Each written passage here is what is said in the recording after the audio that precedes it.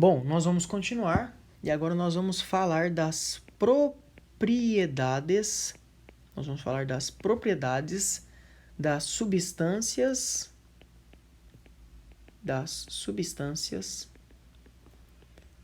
moleculares. Bom, normalmente átomos diametais ligam-se a outros átomos diametais por ligação covalente. Eles compartilham elétrons e vão formar uma moléculazinha, tá? Normalmente é assim. Então, normalmente, os átomos diametais, quando ligados, formam substâncias moleculares. E quando eles formam substâncias moleculares, eu tenho então uma substância que é uma moléculazinha que está unida a outra moléculazinha, que está unida a outra moléculazinha. Então, formam substâncias moleculares. Por exemplo, ó, lá no HCl, presta bem atenção, eu tenho um átomo de hidrogênio, ó, que está compartilhando um par de elétrons com um átomo de cloro. Beleza?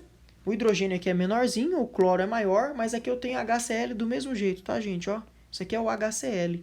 Presta bem atenção. Uma moléculazinha dessa de HCl vai encontrar com uma outra moléculazinha de HCl. Ó, vai encontrar com uma outra moléculazinha de HCl. Vai encontrar com uma outra moléculazinha de HCl, tá?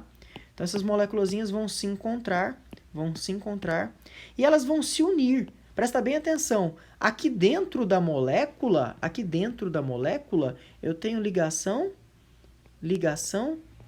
covalente. Dentro da molécula, eu tenho ligação covalente, que é uma ligação de natureza química, que é muito forte, beleza? Mas quando uma moléculazinha de HCl encontra com outra moléculazinha de HCl, eu tenho uma interação que acontece entre uma molécula de HCl e outra molécula de HCl. Essa interação que acontece entre moléculas eu chamo de ligação ou interação intermolecular.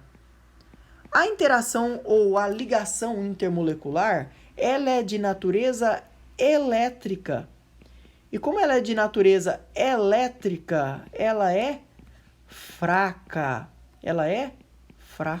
Tá bom? Então, a interação de natureza elétrica, que é a interação intermolecular, ela é uma interação fraca. Então, uma moléculazinha dessa fica unida a outra por atração elétrica, tá?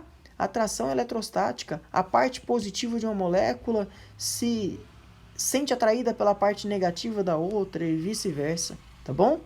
Então, essas moléculazinhas ficam unidas por interação intermolecular, que é uma interação de natureza fraca. Significa que quando você precisar fundir, por exemplo, uma substância, sair do estado sólido e ir para o estado líquido, ou quando você precisar vaporizar uma substância, sair do estado líquido e ir para o estado gasoso, você só precisa vencer as interações intermoleculares, que são essas interações aqui, ó, que unem essas moléculas, tá? Que mantém essas moléculas próximas. Quando você precisar ferver, ou quando você precisar fundir, derreter essa substância, você vai só vencer essa interação intermolecular que é fraca. Ou seja, as substâncias moleculares formadas por átomos diametais que se uniram por ligações covalentes, como tem interações intermoleculares fracas, vão ter temperaturas de fusão e temperatura de ebulição normalmente mais baixas. Beleza? Diferentemente agora, ó, do caso da substância covalente, tá? A substância covalente ou substância reticular,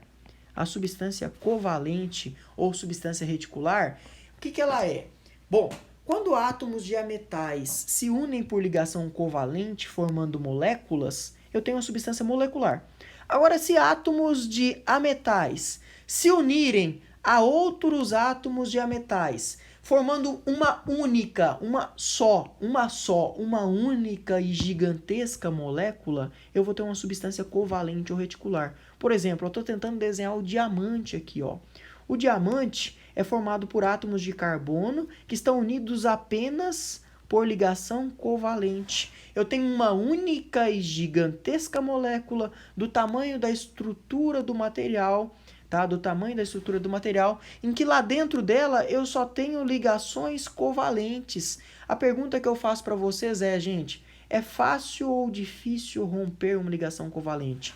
A ligação covalente ela é muito forte, tá? A ligação covalente ela é fortíssima. E como ela é forte, é muito difícil romper uma ligação covalente. Isso significa que as substâncias covalentes ou reticulares, como por exemplo o diamante, que eu estou tentando desenhar aqui e está um pouco difícil, em toda a sua estrutura,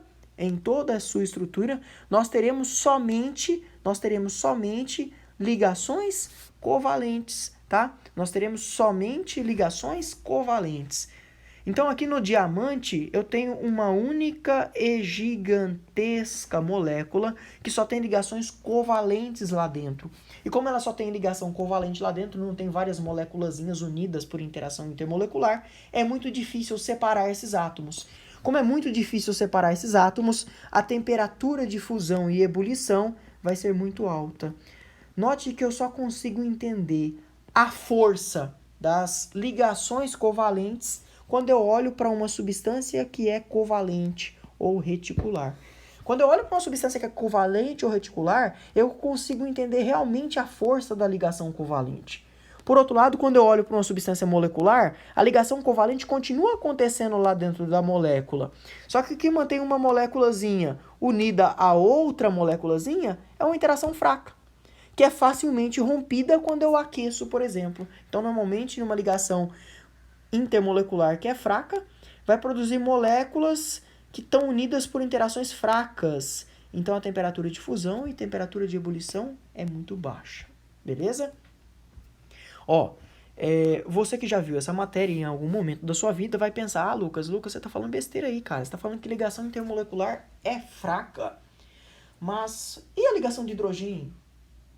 E a interação do tipo íon-dipolo, que é forte? Gente, embora elas sejam mais fortes no escopo das ligações intermoleculares, elas ainda são muito fracas, porque elas são todas de natureza elétrica. Se comparar elas com uma ligação covalente, que é de natureza química, a temperatura de fusão e ebulição delas são muito mais baixas do que as de ligação covalente, que só tem ligação covalente e, portanto, não é enganado, não é mascarado, tá bom? Beleza, então isso são as propriedades das substâncias moleculares, beleza?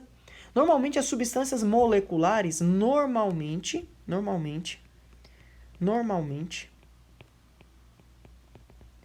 não conduzem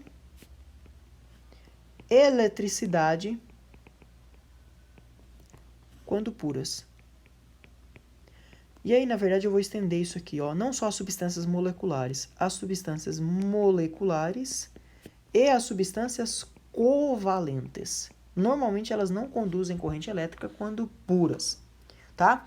Se eu tiver uma substância molecular que é um ácido, como por exemplo um ácido, se eu tiver uma substância molecular, como por exemplo um ácido que se ioniza, aí sim, quando ionizado, se eu colocar água lá, ela vai passar a conduzir corrente elétrica. Então, eu vou pegar o ácido, vou ionizar ele, e aí eu vou ter íons em solução. Aí, se eu tenho íons em solução, aí sim conduz corrente elétrica. Mas, normalmente, elas não conduzem corrente elétrica quando puras. Elas só vão conduzir se elas forem ionizáveis. Se elas forem ionizáveis, quando eu colocar água, por exemplo, elas vão conduzir corrente elétrica em solução. Agora, normalmente não conduzem. As covalentes também é a mesma coisa. Só tem um exemplo aqui que é a exceção. Eu tenho uma substância covalente que conduz corrente elétrica muito bem. Quem é que conduz corrente elétrica muito bem? O carbono grafita. O carbono grafita é uma exceção. Ele, embora seja uma substância covalente ou reticular, ele conduz muito bem a corrente elétrica quando puro, sem problemas, tá bom? Então é só isso que nós tínhamos que aprender aqui em propriedade das substâncias